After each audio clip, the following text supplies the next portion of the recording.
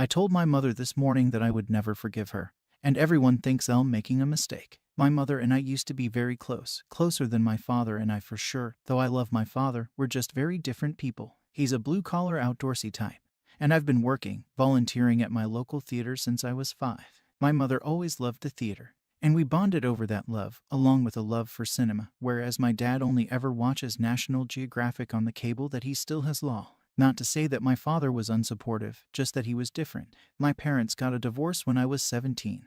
They tried to keep the reasons for it from me, but I eventually found out that my mother had been in a long affair with one of my father's friends. As soon as I found out, I confronted her at her apartment. She pushed me out the door and said she wouldn't talk to me when I'm acting like this, and that is the last time I had spoken to her for years. I still saw her sometimes in public areas, but I left before she could say anything. My dad still says that he doesn't want to be the reason that I lose someone I'm so close to, but I can't stand to look at her anymore, knowing she was doing something so vile for years. The effect that it had on my father is palpable, like his life is over. They had been together since they were 14.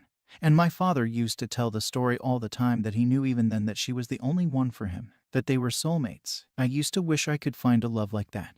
And now I know it was always half a lie. Today she came to my work and demanded to know when we were going to work past this, to know when we can make things what they used to be. As I walked her out of the building for a private moment, I got incredibly angry and asked her when she was going to uncheat on my father. She insisted that we could work through this, and that what happened didn't affect me, to which I laughed and said, unlike you, I am affected by people I love being in pain. We kept going like that, until I eventually went off on her that we would never be reconciling because I don't want someone of such low class and character in my life. She didn't take it well, to put it frankly, and when I went back inside she was still sobbing in her car. Part of me feels bad, but the rest of me feels that maybe now she understands that she fucked up. My dad and friends are upset with me and say that I shouldn't push her away for my own sake, but she's a collection of painful memories now, and she had her chance to tell her side. She didn't want it.